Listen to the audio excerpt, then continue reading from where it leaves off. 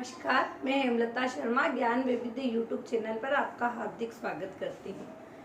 कल हमने पढ़ा था पांचवा पाठ महाराणा प्रताप। उससे आगे आज हम पढ़ेंगे पाठ 6 संत कंवर राम। संत कंवर राम के लेखक है गोपीचंद सिंधी। इस पाठ में सिंध प्रांत के प्रसिद्ध संत कंवर राम की जीवनी दी गई है। संत कंवर राम किस तरह के संत थे और उन्होंने अपने जीवन में क्या क्या कार्य किया, उसके बारे में इस पाठ में बताया गया है। इसीलिए पाठ का नाम भी दिया हुआ है संत कंवर राम।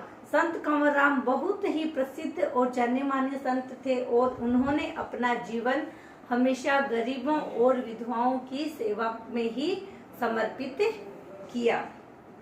तो आज हम पढ़ेंगे पाठ 6 संत कंवर राम। सनातन काल से भारतवर्ष के संत महात्माओं, ऋषि मुनियों, योगी वैरागियों अपने धर्म कर्म साधना की सृष्टि से न केवल श्रृंगार किया अपितु मानवता के कल्याण के अद्वितीय उदाहरण प्रस्तुत किए। भारत भूमि और उस पर स्थापित हमारे समाज ने उनका अनुसरण करते हुए सभ्य संस्कारित व सर्वहितकारी जीवन यापन करते हुए हमारे समाज में बहुत ही सुंदर अवसर प्राप्त किए। जीवन यापन के संतों ने किस तरह से जीवन यापन किया करते हैं, उसके लिए हमारे सामने बहुत ही सुंदर उदाहरण प्रस्तुत किए हैं। भारत भूमि को संत और संतत्व की ईश्वर प्रदत्त अनूठी देन है, जिसके रहते भारत विश्व गुरु के रूप में स्थापित हुआ। हमारे भारतवर्ष में इतने संत और उनकी संतत्व यानी इतने संत हुए और उनकी इतनी ही अनूठी कृपा हमारे भारतवर्ष पर बनी रही, जिसके कारण भारत विश्व गुरु के रूप में जाना जाता है। संत एक अभूतपूर्व व्यक्तित्व कृतित्व से भरे पूरे होते हैं, जो अपने जीवन में अर्जित ज्ञान, तपस्या, साधनामय शरीर, समाज और उसके जरूरतमंद हिस्सों को समर्पित करना ही अपने जीवन का लक्ष्य समझते हैं। यानी संत एक इस तरह का व्यक्तित्व होता है जो उसके पास जितना कुछ होता है वह सब दूसरों के लिए वह अर्पित करता है, कि उसके पास जितना भी ज्ञान होता है, जितनी भी उसमें समझ होती है, वह सारी वह जरूरतमंदों में बांट देते हैं कि उन्हें जीवन में किस तरह से रहना और काम करना चाहिए, और वह उसी को अपना लक्ष्य मानते हैं। ऐसे ही एक संत अखंड भारत के सिंध प्रांत में प्रतिष्ठित रहे, जिनका नाम था संत कंवर राम। संत कंवर राम से अखंड भारत के सिंध प्रांत के रहने वाले थे। सिंध प्रांत के सखर जिले में जरवारन गांव में 13 अप्रैल 1885 में माता तीरथबाई और पिता ताराचंद के यहाँ संत कंवर राम ने जन्म लिया। बाल्यकाल से ही वह साधु स्वभाव के और एकदम शांत स्वभाव, शांत प्रकृति के थे। उन्होंने संगीत की शिक्षा अपने गुरु हासाराम से प्राप्त की। हासाराम से उन्होंने संगीत के साथ साथ गायन वादन की शिक्षा भी प्राप्त की। कालांतर में कंवर राम अपने गुरु सतराम दास के सानिध्य में रहे और उनकी सेवा शुश्रूषा की। उनके व्यक्तित्व में संत हासाराम और संत सतराम दास के सानिध्य में रहने से उनके व्यक्तित्व में बहुत ही बदलाव आया।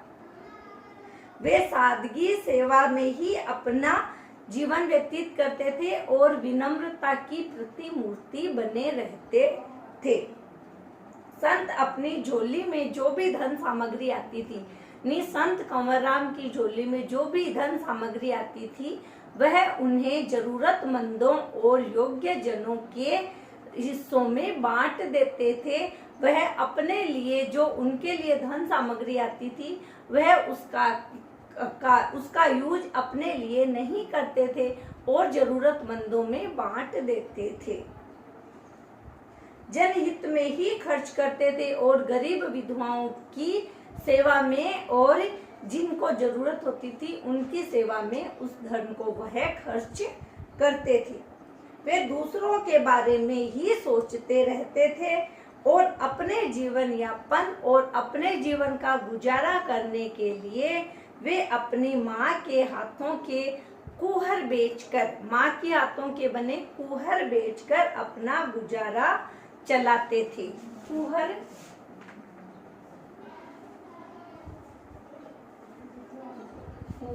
उबले हुए मूंग चने, उबले हुए चने।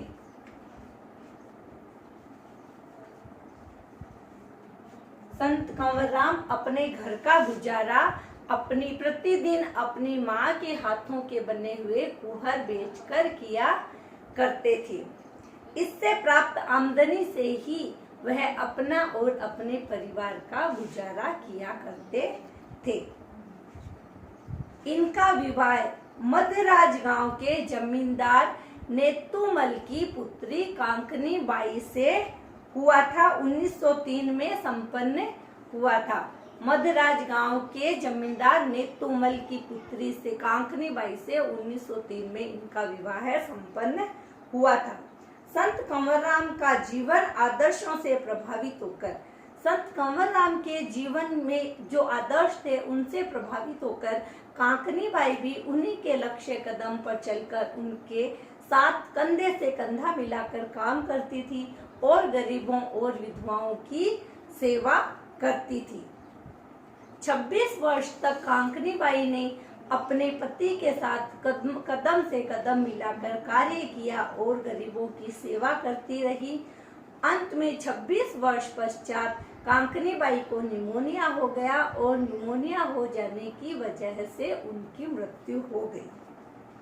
1929 में निमोनिया हो जाने के कारण कांकनी बाई की मृत्यु हो गई और उनकी मृत्यु के पश्चात गरीबों की जो भोजन व्यवस्था थी वह बिगड़ने लगी।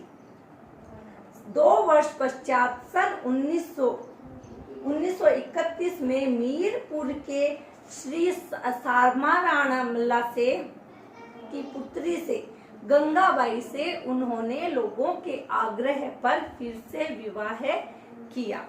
1931 में संत कंवरराम ने गंगाबाई से दूसरा विवाह किया। वह विवाह नहीं करना चाहते थे लेकिन लोगों के आग्रह पर उन्होंने विवाह किया। लेकिन गंगाबाई भी कांकनी बाई की तरह ही संत कंवरराम के साथ कंधे से कंधा मिलाकर कार्य करती थी और वह गरीबों और विधवाओं की सहायता किया करती थी। गंगाबाई से 3 संतानों की प्राप्ति हुई। गरीबों, अनाथों और मोहताजों के कल्याण में ही अपने जीवन को समर्पित करने वाले संत कंवरराम समस्त कार्य को मात्र उपदेशों तक सीमित न रखकर जो वह कहा करते थे उसे पूरा करते थे। मोहताजों, जरूरतमंदों, मोहताजों, जरूरतमंदों, जरूरतमंदों, मोहताजों होते हैं जो जरूरतमंद होते हैं उसे कहते हैं मोहताजों। एक बार रहड़ के दरबार में सेवा का कार्य संत कंवरराम कर रहे थे और उनसे मिलने के लिए 2 आगंतुक आए। आगंतुक मेहमान, उनसे मिलने के लिए 2 आगंतुक आए। उन्होंने संत कंवरराम को पहले कभी भी नहीं देखा था और वे संत कंवरराम से मिलने की इच्छा से दरबार में आए। तो उन्होंने संत कंवरराम को नहीं पहचाना क्योंकि संत कंवरराम अन्य मजदूरों के साथ गारे की तगारी उठा रहे थे। तो उन दोनों आगंतुकों ने संत कंवरराम से मिलने की इच्छा जाहिर की।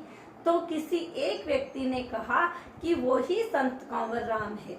तो उन दोनों आगंतुकों ने सोचा कि वो संत कंवर राम कैसे हो सकते हैं। उन्होंने उस बात पर विश्वास नहीं किया।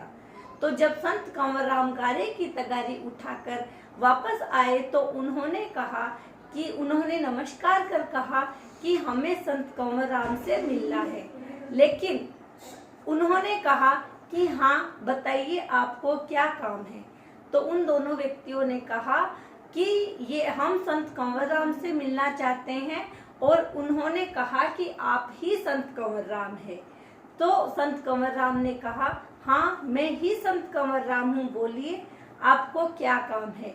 तो दोनों आगंतुक नतमस्तक हो गए कि भला कोई संत ऐसा काम कैसे कर सकता है। तब संत कंवर राम ने कहा कि ईश्वर की सेवा करने के लिए कोई भी बड़ा या छोटा नहीं हो सकता है।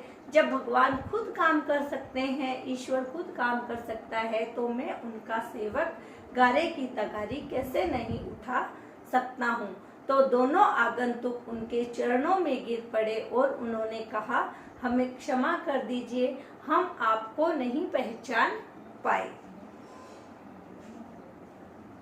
संत कंवर राम हंसकर बोले, कंवर इस मिट्टी के पुतले का ही नाम है। जब हम इसी मिट्टी से बने हैं तो गारे की तगारी उठाने में शर्म कैसी।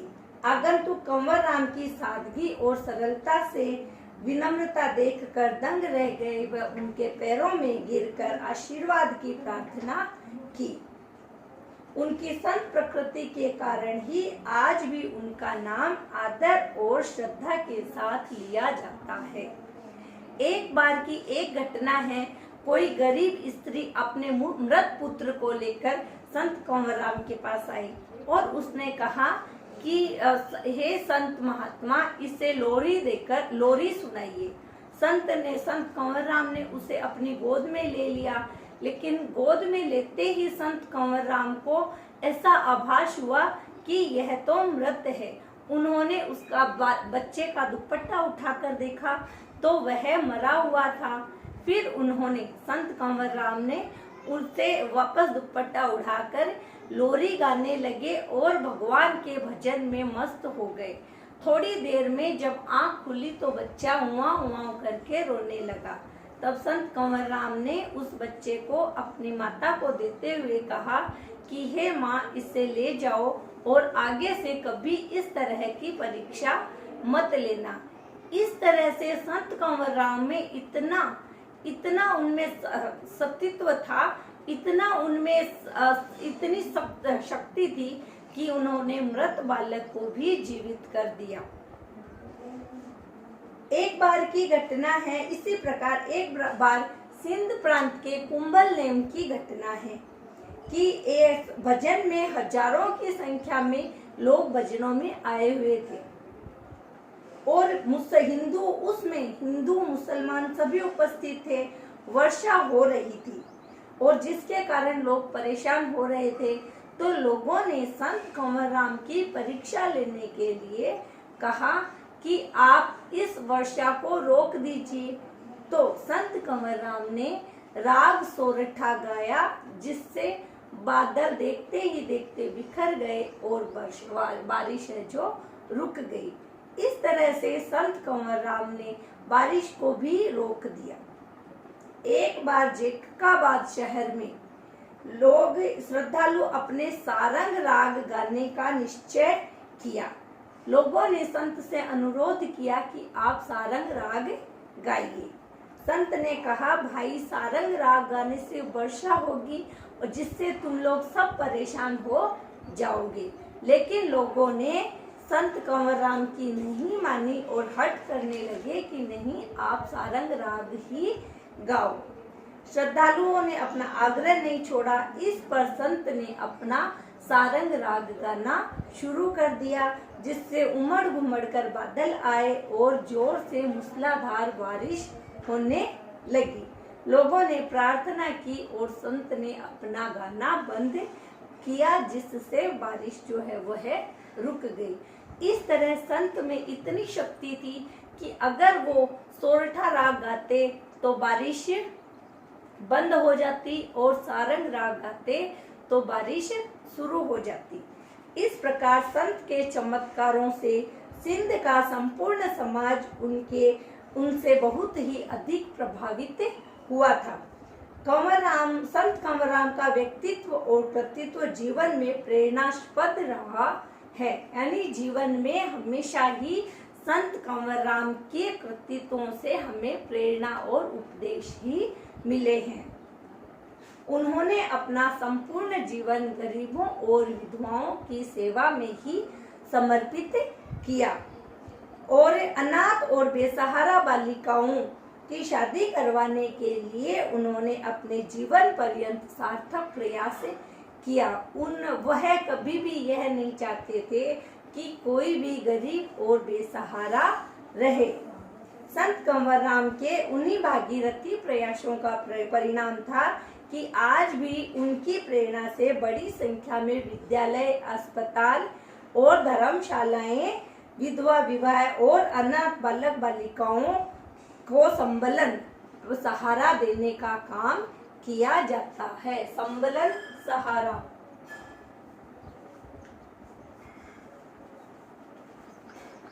संबलन सहारा।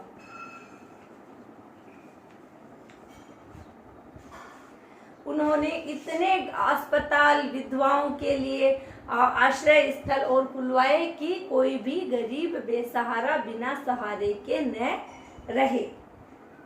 संत कंवरराम को सतगुरु सतनाम रामदास के स्वर्ग सिधारने के बाद वे अकेले ही समाजो उत्थान के कार्य करने में व्यस्त हो गए। संत कंवरराम इतने समय अपने गुरु सतनाम रामदास से की प्रेरणा से कार्य करते थे और उनके स्वर्ग सिधार जाने के पश्चात उन्होंने अकेले ही समाजो उत्थान के कार्य करने शुरू कर दिए। अपनी मधुर वाणी व भजनों से वह हजारों लोगों के दिलों में राज करते थे और लोगों को भजन सुनाया करते थे। पैरों में घुंघरुओं की झनकार, कानों में कुंडल, सर पर जाफरानी रंग की पगड़ी, तन पर श्वेत जामा और कमर पर बांधनी बांधकर संगीत की मस्ती में झूमने की छटा देखते ही बनती थी। संत कंवरराम को अपनी मृत्यु का आभास 7 दिन पहले ही हो गया था। संत कंवरराम को 7 दिन पहले ही यह समझ में आ गया था कि अब उनकी मृत्यु होने वाली है, अब उनका दिन नजदीक आ गया है। उन्होंने दादू में अपना अंतिम भजन मारू राग में गाया। मारू राग शोक के समय गाया जाता है। मारू राग शोक के समय गाया जाने वाला गीत है जिससे कि शोक प्रतीत होता है। 1 नवंबर 1939 को संत अपनी टोली के साथ सखर जाने के लिए रुक स्टेशन पहुंचे। हमेशा की तरह डिब्बे में वह खिड़की के पास बैठे थे और ट्रेन रवाना होने का इंतजार कर रहे थे। जो ही इंजन ने सीटी लगाई, कातिलों ने गोलियां चलाई और एक गोली संत कंवरराम के माथे पर लगी और उनके मुख से अंतिम शब्द निकला, हे राम।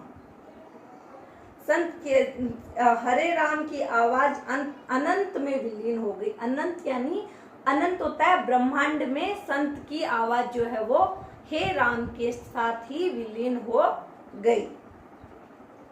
गाड़ी में हाहाकार मच गया और गाड़ी 10 मिनट में आराई पहुंची, लेकिन वहां पर पहुंचने से पहले ही संत जो है वो है भगवान में, संत की आत्मा विलीन हो चुकी थी। संत के प्राण पखेरु उड़ गए थे और संत की अंतिम 7 रातों को 7 रातों के नाम से ही पुकारा जाता है। फिर उनके भक्ति गीत हैं, उसमें से एक जो है वह प्रमुख है, राम सुमर प्रभात मेरे मन, राम सुमर प्रभात मेरे मन, नाले अलख जे बेड़ा तारी मुहिंजो। नाले नाम के, अलख ईश्वर जे बेड़ो तारी मुहिंजो, यानी जो भगवान का, ईश्वर का नाम लेता है, भगवान उसका बेड़ा पार करे, उसकी नैया पार लगाए। नाले नाम के, अलख ईश्वर, नाले नाम के,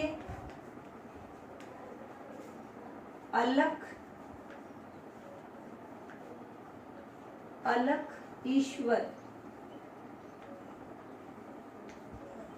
ईश्वर बेड़ा, बेड़ा नैया, मुहिंजो, मुहिंजो, मुहिंजो पार लगा देना, पार लगा देना। संत कंवरराम ने कहा कि हे मेरे मन, तू राम सुमर, और हे राम, आपकी भक्ति, आपका नाम लेने से ही आप मेरी नैया को पार लगा देना।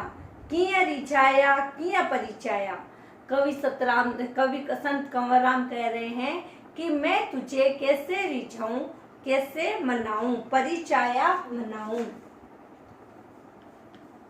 परिचाया मनाऊं, मनाऊं। या थिया हिंदू पाया पेश जामो, जामो कपड़ा, जामा होता है जो हम शरीर पर कपड़ा पहनते हैं, उसे कहते हैं जामा, जामा। कैसे रिझाऊं तुझे, कैसे मनाऊं, कोई तरीका तो बताओ। या तो बनूं हिंदू पढ़ गीता, कि संत कंवरराम कहते हैं तो या तो मैं हिंदू बनूं और गीता पढ़ूं, या तो बनूं मोमिन पढ़ूं कुरान शरीफ, कि या फिर मैं मुसलमान बनकर कुरान शरीफ पढ़ूं। हे ईश्वर, मैं तुझे कैसे रिझाऊं, कैसे तुझे मनाऊं, मुझे कोई तो तरीका बताओ। संत के भजन आज भी विभिन्न शहरों एवं ढाणियों में प्रेम एवं एकता और सर्वधर्म सद्भाव के का संदेश देते हैं। मोमिन मुसलमान,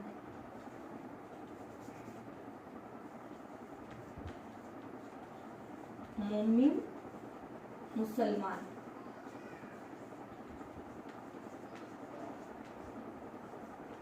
मोमिन होते हैं मुसलमान।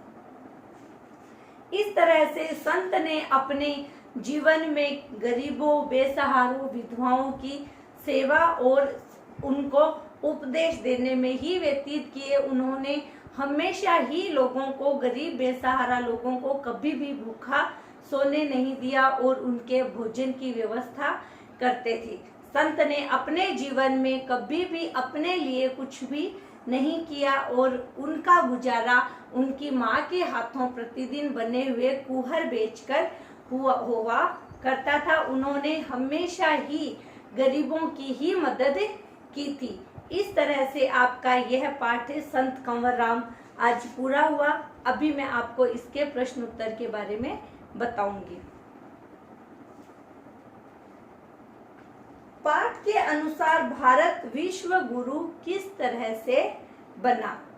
भारत भूमि में संत और संतत्व की ईश्वर प्रदत्त अनूठी देन होने के कारण ही भारत को विश्व गुरु कहा जाता है। संत और संतत्व की ईश्वर प्रदत्त अनूठी देन का मतलब है कि भारत में इतने संत और उनके संतत्व, उनकी कृपा हमेशा इतनी बनी रही, जिसके कारण भारत को विश्व गुरु माना जाता है। संत कंवरराम का जन्म कब हुआ? संत कंवरराम का जन्म 13 अप्रैल 1885 को हुआ। संत कंवरराम की अंतिम 7 रातों को क्या कहा जाता है? संत कंवरराम की अंतिम 7 रातों को 7 रातों के नाम से जाना जाता है। संत कंवर राम का जन्म कहाँ हुआ था? जरवारन में। अखंड भारत का प्रांत था सिंध। संत कंवर राम अपना गुजारा करते थे चने बेचकर। संत कंवर राम के माता पिता का क्या नाम था? संत कंवर राम की माता का नाम तीरथबाई और पिता का नाम ताराचंद था। संत कंवर राम ने गायन विद्या किससे सीखी? संत कंवर राम ने गायन विद्या संगीतज्ञ गुरु हासाराम से सीखी। संत कंवर राम ने अपना जीवन किन लोगों को समर्पित किया? संत कंवर राम ने अपना जीवन गरीबों, अनाथों और बेसहारा लोगों की सेवा करने में ही व्यतीत किया। संत कंवर राम ने विधवा बालिकाओं की शादी करवाने और अनाथ और बेसहारा लोगों को हमेशा सहारा देने का ही काम करते थे। संत कंवर राम को दोनों आगंतुक क्यों नहीं पहचान पाए? संत कंवर राम से दोनों आगंतुक पहले कभी भी मिले हुए नहीं थे।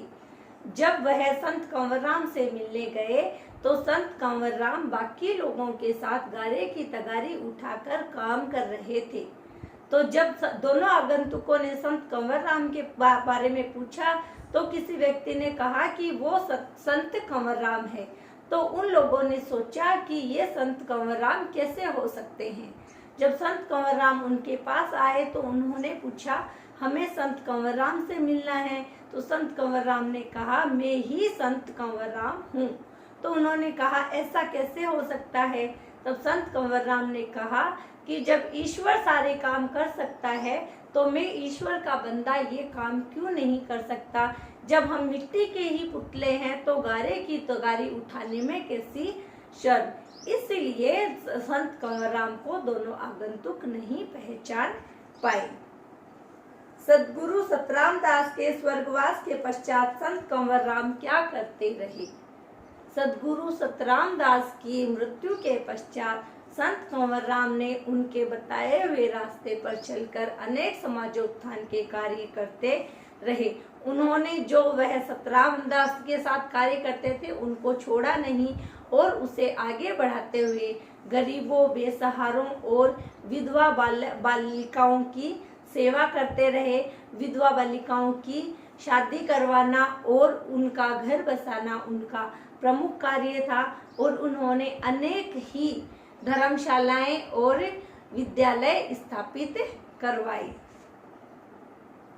संत कंवर राम स्वावलंबी व्यक्ति थे, उदाहरण दीजिए। संत कंवर राम हमेशा ही गरीबों और विधवाओं की सेवा करते थे। वे बेसहारा लोगों की सेवा करते थे और अपने लिए वह अपने बारे में कभी नहीं सोचते थे। उनकी पत्नी काकनी बाई भी उनके साथ उनकी गरीबों और विधवाओं की सेवा में लगी रहती थी। उनसे जो आमदनी होती थी वह संत कंवर राम जरूरतमंदों की सेवा में और योग्य जनों की सेवा में लगा लेते थे। उन्हें उस आमदनी से कोई मतलब नहीं था। वह अपनी माँ के हाथों के बने हुए कुहर, उबले हुए चनों को बेचकर ही अपने घर का गुजारा चलाया करते थे। इस तरह से संत कंवर राम एक बहुत ही स्वावलंबी व्यक्ति थे। संत कंवर राम ने समाजोत्थान के कौन कौन से कार्य किए? संत कंवर राम शुरू से ही गरीबों और बेसहारों की मदद किया करते थे। उन्होंने अपने सिंध प्रांत में और जहाँ भी वह जाते थे उन्होंने कभी भी किसी को बेघर बेसहारा नहीं रहने दिया। वह प्रतिदिन भोजन बनवाकर अनाथों और गरीबों को खिलाया करते थे और संत कंवर राम किसी भी विधवा बालिका को इस तरह से कि भाई उसका किस तरह घर बसे और उसकी पढ़ाई लिखाई का सारा काम करते थे। इस तरह संत कंवर राम ने अपने जीवन में जो भी किसी को कष्ट होता था उसका कष्ट दूर करना, उन्होंने कई तरह के कई विद्यालय बनवाए, अस्पताल, विद्यालय और गरीब विधवाओं को, गरीब बच्चों को रोकने के लिए उनके कई आश्रय स्थल बनवाए। संत कंवरराम ने विधवा बालिकाओं की सेवा करना और उनका पुनः विवाह करवाना अपनी जिम्मेदारी समझी और अंत तक वह लोगों की सेवा करते रहे, लोगों को अपने भजनों से रिझाते थे। वह इतना मधुर संगीत गाते थे और इतने मधुर भजन गाते थे कि लोग उनके भजन सुनने के लिए घंटों बैठे रहते थे। इस तरह से संत कंवरराम ने अपने जीवन में अनेक तरह के समाजोत्थान के कार्य किए। उन्होंने कभी यह नहीं सोचा कि मैं किस तरह से रहूं, उन्हें अपनी चिंता नहीं थी, बस वह जरूरतमंदों और गरीब, बेसहारा, बेघर लोगों की मदद करने में ही अपना धर्म समझते थे। इस तरह से संत कंवरराम ने बहुत सारे कार्य किए। तो ये था आपके पाठ संत कंवरराम, जिसका मैंने आपको पाठ पढ़ाया, उसके बारे में बताया और प्रश्नोत्तर बताए। अब मैं आपको आगे कल पाठ पढ़ाऊंगी। अगर आपको ये वीडियो पसंद आए तो लाइक और शेयर करें। नमस्कार।